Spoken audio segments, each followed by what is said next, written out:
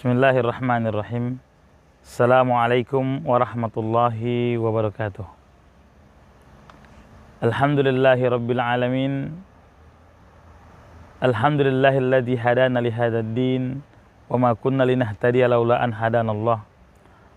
Asyhadu an la ilaha illallah wahdahu la syarikalah wa asyhadu anna nabiyyana Muhammadan abduhu wa rasuluh la nabiyya ba'dahu amma ba'd. Allah subhanahu wa ta'ala berfirman dalam sebuah ayat, kullu nafsin dha'iqatul maut. Setiap yang berjiwa dan bernyawa akan menemui yang dinamakan kematian. Wa innama tuwaffawna ujurakum yaumal qiyamah. Dan nanti di yaumil qiyamah kalian akan mendapati seluruh yang telah kalian kerjakan di dunia. Faman zuhziha 'anil nari wa udkhilal jannata faqad faz. Dan siapa saja yang dijauhkan dari api neraka dan dimasukkan ke dalam surga, maka dia adalah orang yang beruntung. Wa mal hayatud dunya illa mata'ul ghurur. Dan ketahuilah bahwasanya kehidupan dunia itu hanyalah kesenangan yang menyilaukan.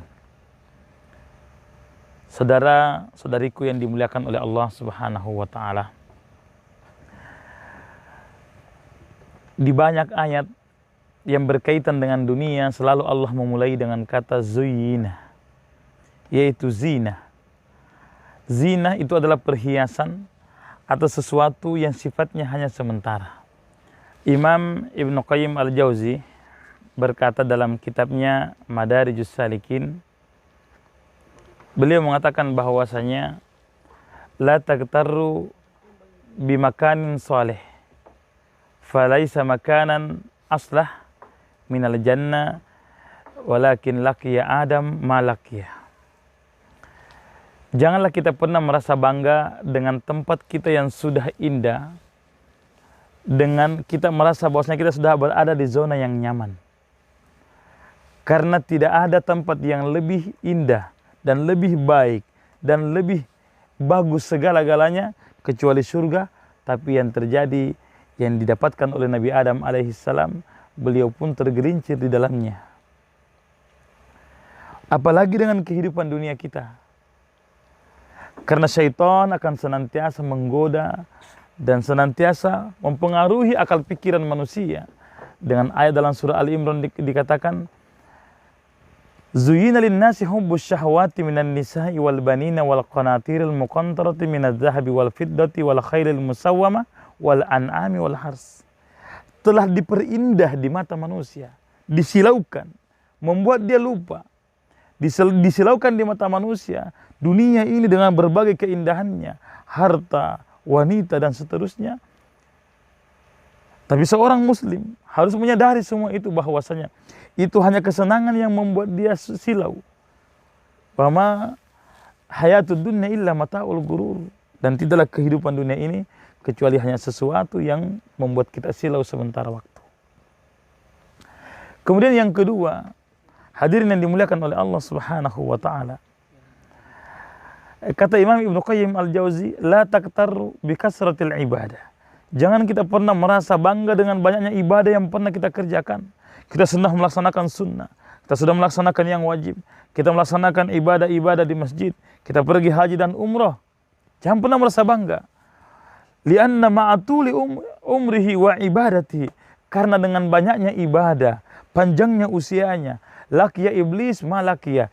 Iblis telah melakukan dan mendapatkan apa yang telah dia dapatkan, yaitu dia terusir dari surga. Dengan banyaknya ibadahnya, ketika Allah menyuruh dia sujud, dia bersujud ribuan tahun. Ketika Allah menyuruh dia untuk bertasbih, dia bertasbih ribuan tahun. Tapi dengan kesalahannya, ada kibar dan ujud dalam dirinya, Allah hempaskan dan lemparkan dan terusir dari surga dan menjadi hamba Allah yang rajim, yang dikutuk dan jauh dari rahmat Allah Subhanahu wa taala. Jangan kita pernah merasa bahwasanya saya sudah melakukan kebaikan yang begitu banyak, kemudian kita merasa bahwasanya kita akan aman di hadapan Allah. Karena tidak ada orang yang bisa dan merasa dia telah aman. Bagaimana dijaminnya Abu Bakar As-Siddiq, bagaimana dijaminnya Umar bin Khattab masuk ke dalam surga. Tapi apa yang terjadi? Beliau dalam setiap sholatnya senantiasa menangis. Beliau dalam setiap ibadah-ibadahnya senantiasa merasa takut ibadahnya tidak diterima oleh Allah Subhanahu wa taala. Kemudian yang ketiga adalah la taktar bikasratil ilm. Jangan pernah bangga dengan banyaknya ilmu yang kita miliki. Fa inna Bal'am bin Ba'ura, karena Bal'am bin Ba'ura dengan banyaknya ilmu yang telah dia dapatkan dari gurunya Nabi Musa alaihissalam, kemudian dia merasa bahwasanya saya sudah hebat. Ketika Nabi Musa menyuruhnya untuk pergi berdakwah di negeri seberang, bukan di tempatnya Nabi Musa berdakwah, dia berdakwah di sana, muncul dalam dirinya bahwasanya saya telah mengetahui Ismul A'zam, nama Allah yang paling agung, yang mana setiap doa yang kupanjatkan pasti Allah akan menerimanya. Setiap doa yang kupanjatkan pasti Allah akan mengabulkannya. Maka muncul dalam dirinya dengan godaan syaitan. Syaitan senantiasa mengganggu dia, karena janjinya adalah dia akan mengganggu anak Adam dari atas dan dari bawah, dari samping kiri dan kanan, dan dari depan dan dari belakang, senantiasa menggoda dan mengganggu kita. Hadirin yang dimuliakan oleh Allah Subhanahu wa taala. Kemudian di akhirnya Bal'am mendoakan kepada Allah untuk membinasakan Nabi Musa gurunya. Yang terjadi apa? Allah membalikkan doanya sehingga dia yang binasa, sedangkan gurunya yaitu Nabi Musa alaihissalam diselamatkan oleh Allah Subhanahu wa taala. Padahal pada waktu itu dialah orang yang terhebat setelah Nabi Musa dan Nabi Harun. Tapi karena kesombongan dalam dirinya membuat dia lalai dan merasa dirinya dia harus menguasai.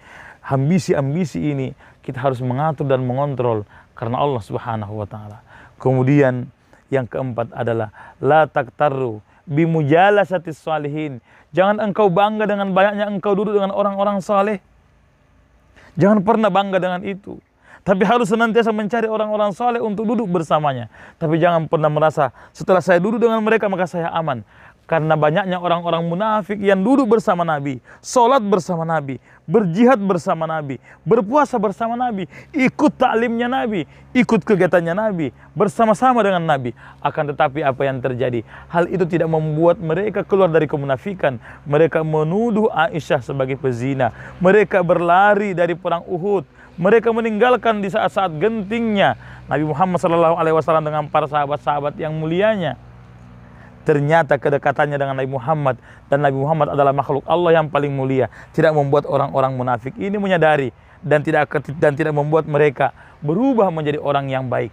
Ternyata tidaklah keharusan untuk senantiasa bersama dengan orang itu, kedekatan dengan orang itu membuat orang tersebut menjadi orang saleh, tapi keinginan dari dalam diri kita kemudian ditunjang kedekatan dengan orang-orang yang saleh. Semuanya kembali kepada diri masing-masing.